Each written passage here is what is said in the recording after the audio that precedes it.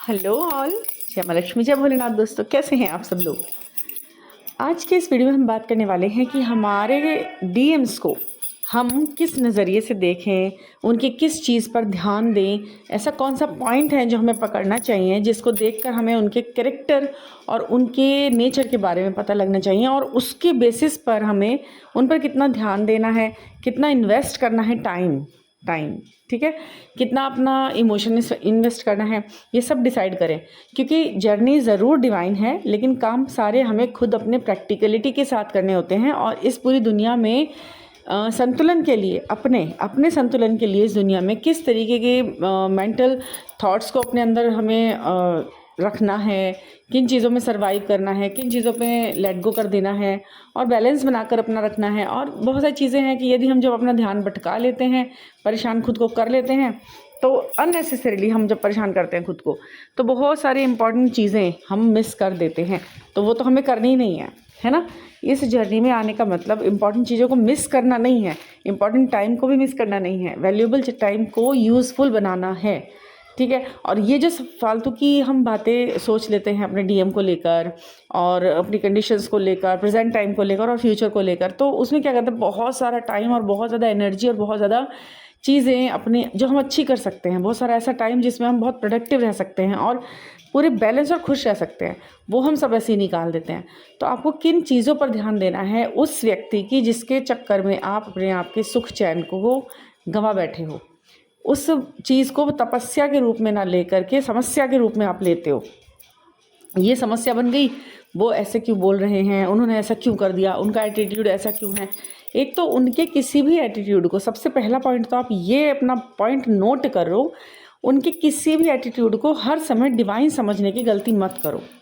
ठीक है। अगर वो व्यक्ति हर वक्त बहुत ही ज़्यादा आपको टेंशन दे पा रहा है, ट्रिगर दे रहा है, आपके सेंटिमेंट्स के साथ समझ नहीं रहा, खेल कर रहा है, या आपके इमोशन के साथ खेल रहा है, तो उसको आप वो मत समझो कि ये बहुत ही अच्छा, ये इनका फैसला हो गया है, अब मेरे को ऐसे रहना है, अच्छा ये तो ऐसा है। नहीं, आप पहले ये समझिए कि वो कितना बैलेंस व्यक्ति है, उसके और क्षेत्र में, उसके काम, उनके और फील्ड्स में, उनके और क्षेत्र में उनका कैसा उनका परफॉर्मेंस है, उनकी प्रायोरिटीज़ क्या हैं, उनका बॉडी लैंग्वेज क्या रहता है, वो कैसे चलते उठते बैठते बोलते हैं, क्या वो वाकई में इतने बैलेंस हैं जितना वो प्रिटेंड करते हैं, क्या वो वाकई में इतने समझदार हैं जितना वो हम आपको दिखा रहे हैं, मतलब आपके लिए जो वो कुछ बोल रहे हैं। क्योंकि ना, आप किस भंवर में हो, इमोशन के भंवर में, बहुत सेंटिमेंट्स आपने जोड़ लिए, बहुत ज़्यादा इमोशनल आप उनके लिए हो गए, तो आपको उनकी हर बोली हुई बात अच्छी लग जाती है, उनकी हर बोली हुई बात आपको खुशी या हर्ट कर जाती है।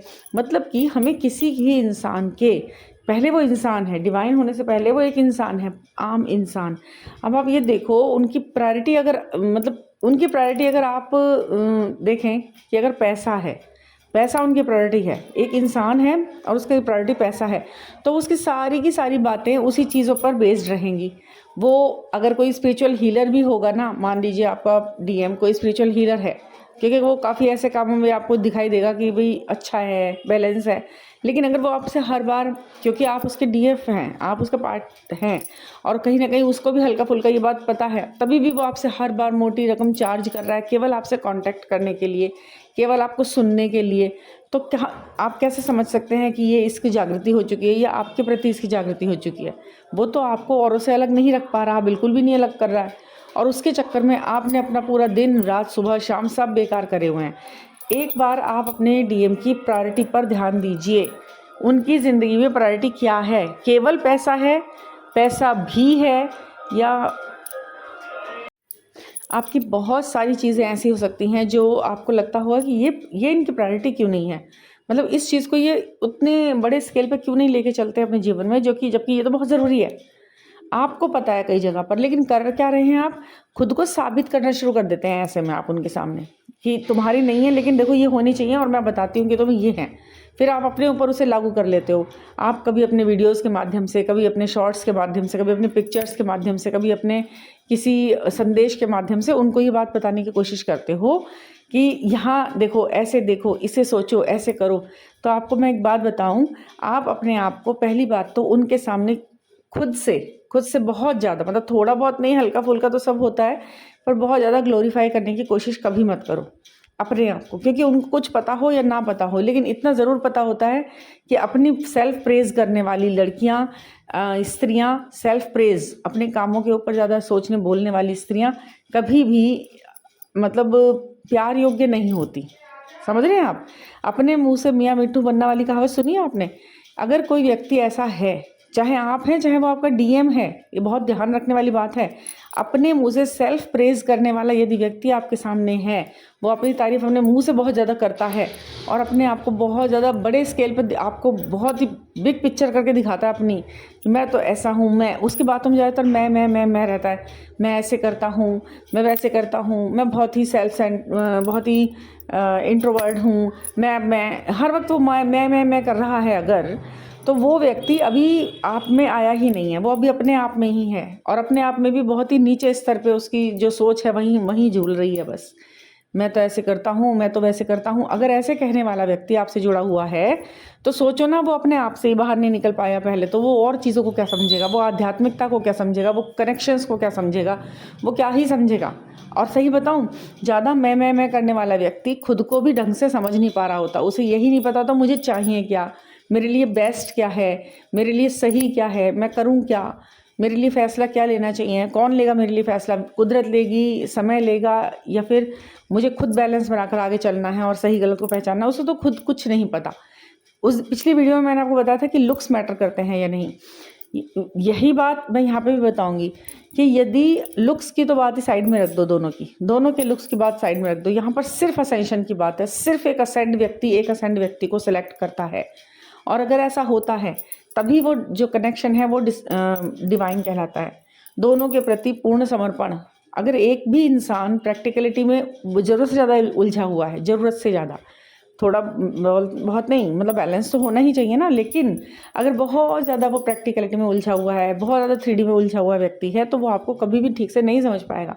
और ऐसे व्यक्ति को आप समझा के अपना ही एनर्जी और टाइम खराब करोगे। उसके प्रति ध्यान देना बिल्कुल धीरे धीरे बंद करो। अब उसमें क्या करना है, पहला स्टेप तो ये है कि बहुत ज़्यादा उसमें इमोशन इन्वेस्ट करने से बचो आप। इमोशन, प्यार, वो मुझे पता है कि ये अपने आप होने वाली चीज़ें हैं, है ना, इनको सोचना आपके हाथ में है ही नहीं। आप कुछ भी करते हुए हो सकते हो आप उसे सोच रहे होंगे, चाहे आप चाहते हो या नहीं चाहते, उसी सोच से तो आप भागना चाहते हो कि भाई मैं अब बहुत परेशान हो गया, ये तो कुछ करता नहीं है। तो वहाँ पर आपको डीप डाइव कर अपने आप को ऐसे निकाल कर लाना है कि मैं किस व्यक्ति के लिए इतना सोचूं, क्या वाकई में ये इसकी पर्सनैलिटी इतना ज़्यादा सोचने समझने लायक है, क्या वाकई में ये इतना ज़्यादा अच्छा, मतलब इतनी अच्छी चीज़ वो लिए घूम रहा है कि जिसे खोकर मैं बहुत कुछ लॉस कर दूँगी अपना। ऐसा तो कुछ भी नहीं है। इससे बहुत ज़्यादा बैलेंस व्यक्ति आपके आसपास घूम रहे हैं। उस वे में नहीं कह रही मैं कि आपको उसको अपना लेना है, उसे छोड़ो अपने डीएम को, क्योंकि वो तो ऐसे ही है, ऐसा नहीं।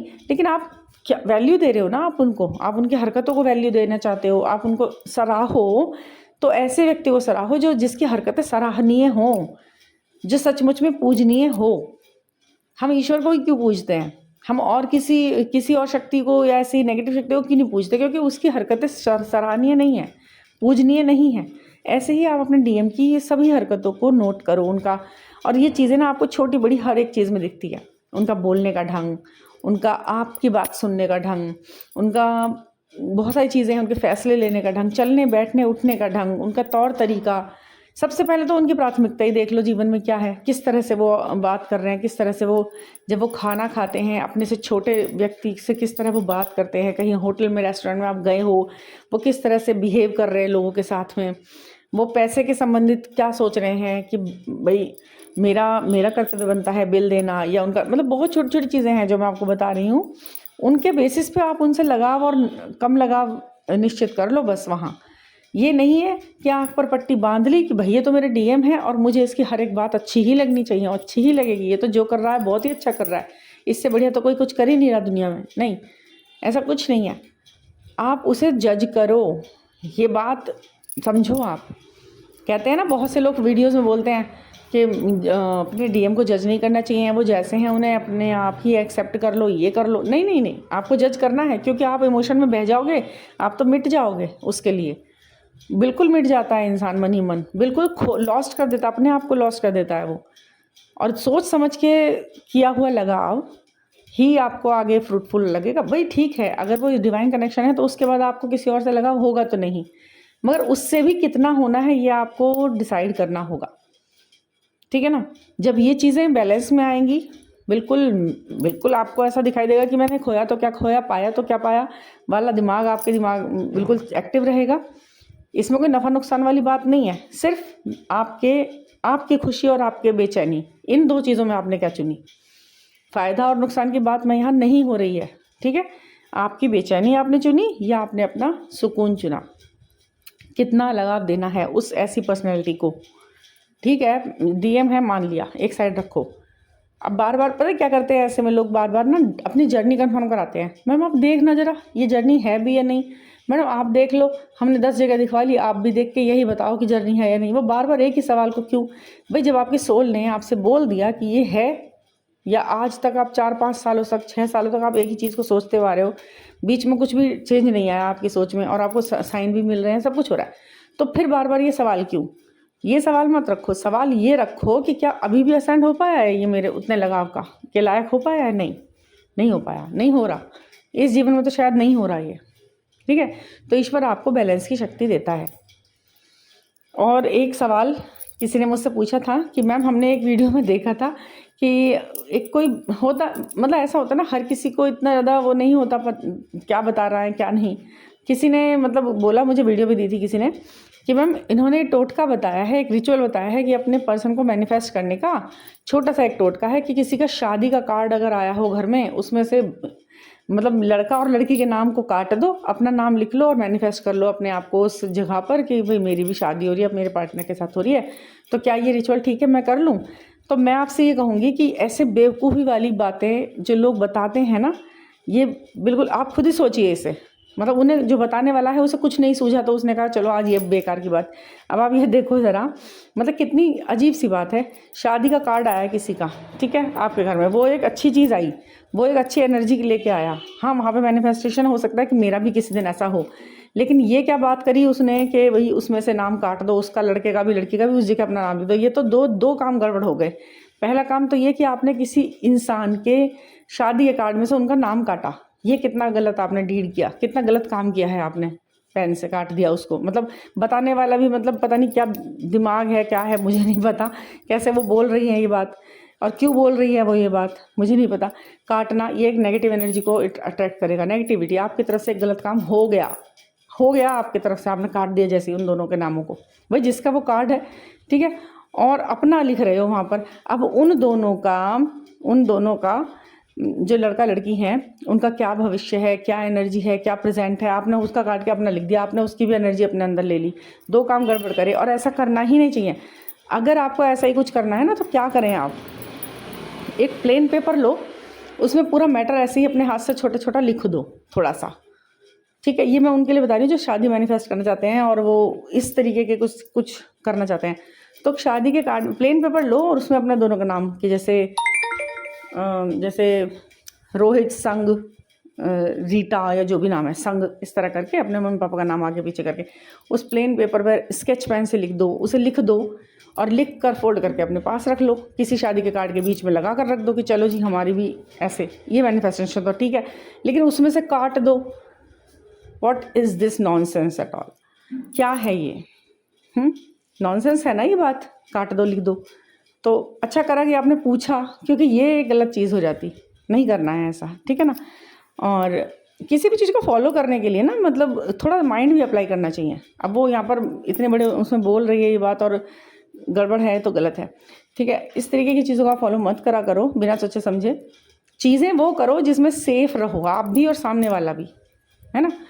तो ऐसे ही अगर आपको अपनी पर्सनल कोई गाइडेंस लेनी है तो 9410671874 पर आप मुझसे कांटेक्ट कर सकते हैं और हम 1 to 1 बात करेंगे। अपने हर एक विषय पर, हर एक फील्ड पर अपने काम करेंगे और पूरी पॉजिटिव वे में करेंगे, बिना किसी को हार्म पहुंचाए। हमारी पूरी कोशिश ये रहती है कि काम 100% हो और बड़े ही लाइट वे में हो जाए, वाइट मैजिक के थ्रू हो जाए, और क्योंकि ब्लैक मैजिक हम नहीं करते हैं ठीक है ना।